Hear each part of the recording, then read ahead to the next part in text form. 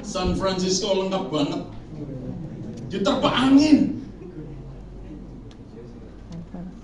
digoncang gempa,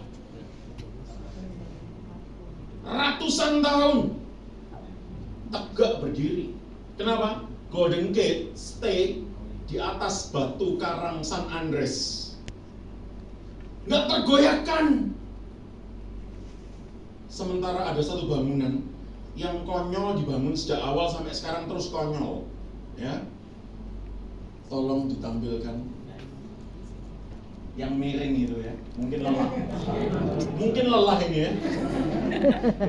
Apa namanya? Bisa, kok ini hebat ya, pengetahuannya tinggi. Di mana? Roma, Duomo Roma, Italia.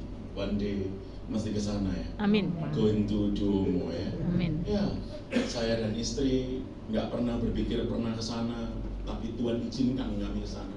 Saya percaya ini bukan pernyataan flexing pendeta, tapi ini adalah perkataan iman bahwa setiap kita yang menaruh harapan kepada Tuhan tidak pernah dikecewakan. Tuhan dia harus sana. Rugi ya, hidup di bumi dinikmati sukacita, ya.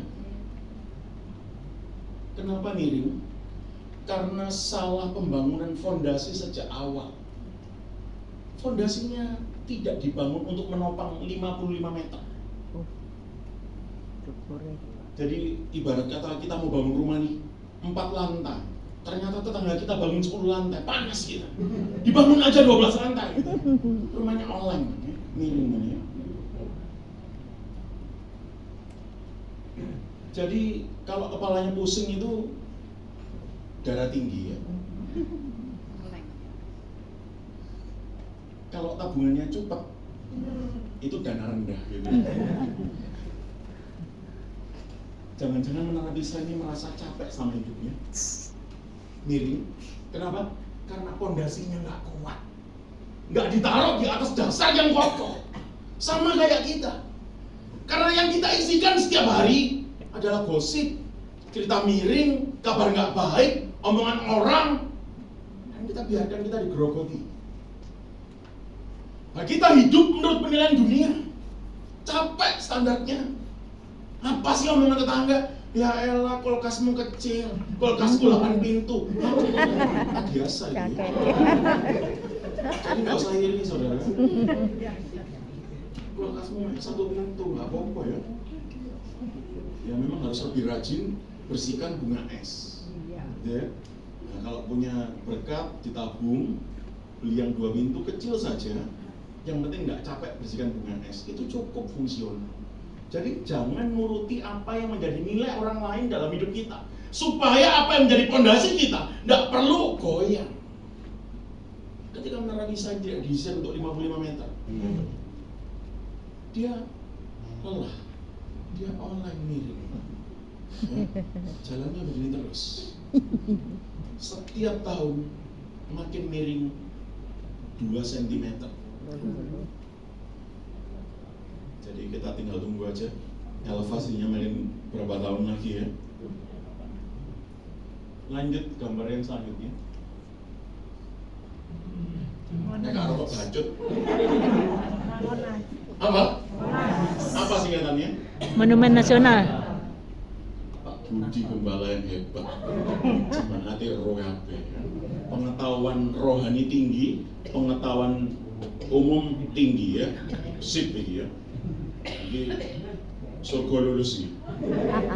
Ditanya, "Roy, pinter ngene ya." Ya. Betul, tapi bolehlah saya nilai ya. Koko ini rasanya anu ya.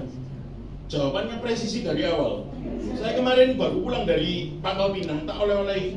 Wis, mantap. Asli naik pesawat. Thank you. Kok boleh beli jenang dodol dimanapun. Jenang pendeta Seji rasanya. Sponsor. Cap Ratu ya. Oke. Hai. Tapi yang paling penting, adakah di antara kita kalau pergi ke Monas mau tahu cari? Aku mau lihat pondasinya. Apa yang orang pingin? Naik ke atas. Semua kita sering kali naiknya ke atas, sering nguber itu. mobil terbaru, prestasi IPK tinggi anak kuliahan. Apa sih yang mau kita capai? Anting-antingnya, cuman wanti itu ya, ini program itu elik gitu ya, cuman tahu. Ini cuma pasar ratuman nih ya, berlian ya. Aku senengannya sing imitasi ya, apa? Cek nek katut adus gak hilang, gak mangkel gitu ya. Kenapa sih cincin berlian dan lain sebagainya itu? Tergantung siapa yang pakai. Kalau kayak saya gini ya, kerjaannya ya di lapangan, di jalan gitu, pakai berlian itu, nggak percaya gitu orangnya. Pakai apa berlian? Nah, imitasi, padahal tas. Tapi kalau kita ya kerjaannya kantoran yang wah, gedung tinggi dan gayanya dasian macam-macam gitu, masih gajinya cumpon. Cumpon. Cincin berlian, wah asli. Padahal ini Imitasi. cintamu ojo imitasi. Yesus yang cintanya tidak imitasi. Makanya Yesus peduli apa yang kekal dalam hidup kita, karakter kita. Segala sesuatu yang tidak berkenaan dengan karakter kita, Yesus abaikan. Makanya anak muda itu tanya, apa lagi yang harus kulakukan? Disuruh apa? Jual. Sedihlah hatinya. Kok adalah apa itu kan? Tapi nyatanya banyak kita begitu.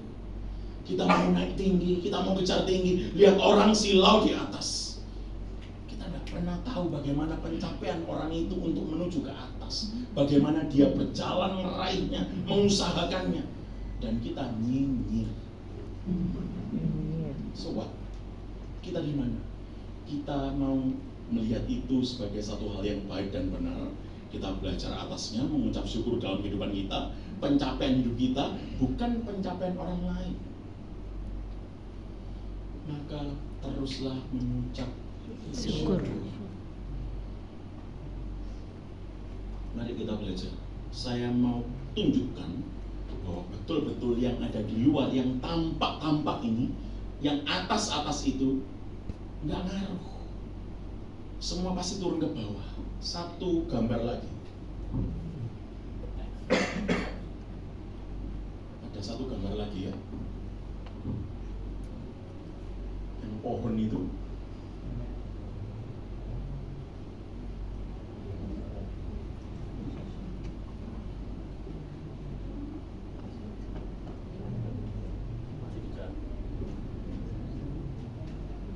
Enggak ada baik. Kalau gitu saya yang salah ya. Biarkan saya yang salah gitu ya. Pohon korma ya. Benihnya ditaruh bijinya, ditimpa sama batu yang besar supaya dia tidak naik ke atas, supaya akarnya terus turun ke bawah, menembus lapisan tanah supaya dapat air yang sempurna. Saat akarnya mampu dapat air sempurna, nutrisi buat badannya tercukupi, maka dia baru berpikir naik. Terus naik sampai batu yang membuat dia tertekan gelundung. Terus naik. Buah kurma rasanya Manis. selamat gak ngomong pahit. Pasti sing dibayarno pare. Ya, pahit ya. Ini kurma rasanya apa? Manis. Manis.